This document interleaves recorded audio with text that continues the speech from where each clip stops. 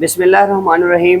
बेटा आज का जो हमारा नेक्स्ट लेक्चर है उसमें हम लोगों ने क्लासिफिकेशन ऑफ ऑर्गेनिक कंपाउंड्स को डिस्कस करना है। इससे पहले हम लोगों ने types of organic compound discuss किए थे कि हमारे पास कौन कौन सी टाइप थी, उसमें आप लोगों ने डिफरेंट टाइप्स को डिस्कस किया था। अब हमारे पास क्या आ रहा है बेटा, क्लासिफिकेशन ऑफ ऑर्गेनिक कंपाउंड के ऑर्गेनिक कंपाउंड को हम किस तरह से क्लासीफाई करते होते हैं। आइए हम देखते हैं। हमारे पास फर्स्ट क्या आता है बेटा, ओपन चेन आता है और ए साइक्लिक कंपाउंड। अब ए साइक्लिक का मतलब ये होता है कि हमारे पास साइकिल का ना होना, जिसको हम बेसिकली ओपन चेन का नाम देंगे। उसके बाद आता है क्लोज चेन और साइक्लिक कंपाउंड। अब क्लोज चेन या साइक्लिक कंपाउंड मींस के किसी भी तरह का साइकिल का होना। आप यहाँ पे देख सकते हैं ये हमारे पास क्या होता है बेटा, साइक्लिक कंपाउंड होता है। अब सबसे पहले हम ओपन चेन की बात कर लेते हैं। ओपन चेन और एसाइक्लिक कंपाउंड जिसमें हमारे पास एंड कार्बन एटम क्या होता है, not join each other, means के एंड कार्बन एटम किसी दूसरे कार्बन एटम के एंड से ज्वाइन नहीं होता। फॉर एग्जांपल आपके पास क्या होता है, ये बेटा ये देख सकते हैं आप, ये वाला कार्बन इस कार्बन के साथ अटैच नहीं है, ठीक है ना। ये एक ओपन चेन जा रही है जिसको हम क्लोज नहीं कर रहे, तो जिसमें and carbon atom not join with and carbon atom other atom, जिसको हम क्या नाम देंगे, ओपन चेन का नाम देंगे। वर्ड ओपन से ही आपको जाहिर हो रहा होगा कि हमारे पास स्टेट चेन जा रही है जिसमें कार्बन एटम एक साइकिल एक सर्कल नहीं बना रहे, तो इस चीज को हम ओपन चेन ऑर्गेनिक कंपाउंड का नाम देते होते हैं बेटा। नेक्स्ट आता है चेन में बी स्टेट और ब्रांच। चेन हमारे पास स्टेट भी हो सकती है और चेन हमारे पास ब्रांच भी हो सकती है, ठीक है ना। चेन हमारे पास स्टेट भी है और चेन हमारे पास ब्रांच भी है, मींस कि आप देख सकते हैं कि हमारे पास ये जो चेन जा रही है स्ट्रेट चेन है, सीधी लाइन जिसको हम स्ट्रेट चेन का नाम दे रहे हैं, मींस के सीधी चेन हमारे पास जा रही है। चेन क्यों कह रहे हैं कि एक कार्बन एटम ने दूसरे कार्बन एटम के साथ, दूसरे ने तीसरे के साथ, तीसरे ने चौथे के साथ लिंक किया हुआ होता है, जिसको हम चेन का नाम देते होते हैं बेटा। नेक्स्ट आते हैं ब्रांच चेन। अब ब्रांच चेन क्या होती है, जिसमें आप क्या करें, स्ट्रेट चेन लें, उस पर एक ब्रांच अटैच कर दें। जैसा कि हम लोगों ने यहाँ पे ब्यूटेन ली है, ये देखें इस कार्बन एटम पे हमने क्या अटैच कर दिया है, ब्रांच अटैच कर दी है, तो इसको हम क्या नाम दे रहे हैं, ब्रांच चेन का नाम दे रहे हैं बेटा। एक स्ट्रेट चेन लें, स्ट्रेट चेन के साथ आप ब्रांच अटैच करें, तो जब आप ब्रांच अटैच करेंगे वो हमारे पास क्या बनेगी, ब्रांच चेन। अब इसको हम क्या नाम देंगे, आइसोब्यूटेन।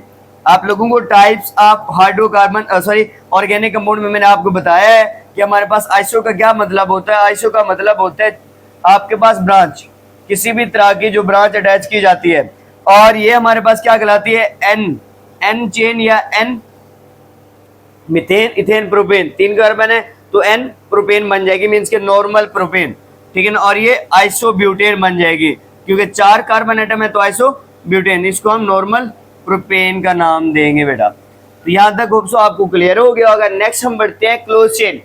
अब क्लोज चेन और साइक्लिक कंपाउंड क्या होते हैं बेटा, जिसमें एंड कार्बन एटम क्या होता है, अटैच होता है किसी दूसरे एंड ऑफ कार्बन एटम के साथ, ठीक है ना बेटा। ये देख सकते हैं आप यहाँ पे साइकिल को, ठीक है ना, इस तरह से वो साइकिल बनाते होते हैं। फॉर एग्जाम्पल आपके पास ये कार्बन है बेटा, ये कार्बन है और ये कार्बन है, और इस तरह से ये देख सकते हैं आप यहाँ पे इजीली कि हमारे पास जो कार्बन एटम है उनमें से देखे हर कार्बन एटम के एंड ने दूसरे कार्बन एटम को यहाँ पे ज्वाइन किया हुआ है, जो ट्राइंगल बन रही है बेटा, जिसको हम प्रोपेन का नाम देंगे, ठीक है ना। तो अब देखें एंड कार्बन एटम यहाँ पे लिंक्ड है, बट यहाँ पे वो क्या बात कर रहे हैं इस तरफ कि वो कहते हैं एंड कार्बन एटम लिंक नहीं होंगे। तो क्लोज चेन जिसमें एंड कार्बन एटम दूसरे कार्बन एटम के साथ लिंक होंगे उसको हम क्लोज चेन का नाम देते होते हैं। नेक्स्ट आता है बेटा होमोसाइक्लिक एंड हाइड्रोसाइक्लिक, ठीक है ना। इसको हम फर्दर डिवाइड करते हैं, किसको, क्लोज चेन को। कौन कौन सी डिवीजन होती है बेटा, एक होती है हमारे पास होमोसाइक्लिक और एक हमारे पास क्या होती है, हाइड्रोसाइक्लिक, या इसको हम कार्बोसाइक्लिक का नाम भी देते होते हैं होमोसाइक्लिक को बेटा। अब होमोसाइक्लिक क्या होती है, जिसमें होमो का क्या मतलब होता है, सेम, जिसमें same kind of atoms use किए जाते हैं उनको हम होमोसाइक्लिक का नाम देते हैं। और हेटेरोसाइक्लिक क्या होती है, जिसमें different kinds of atom use किए जाते हैं, वो हम देख लेते हैं। यहाँ पे देखिए आपके पास होमोसाइक्लिक में क्या आ रहा है बेटा कि सेम टाइप ऑफ एटम। अब देखें कार्बन है, कार्बन है, कार्बन है, कार्बन है, कार्बन है, कार्बन है, साथ में हाइड्रोजन, हाइड्रोजन, हाइड्रोजन, हाइड्रोजन और हाइड्रोजन।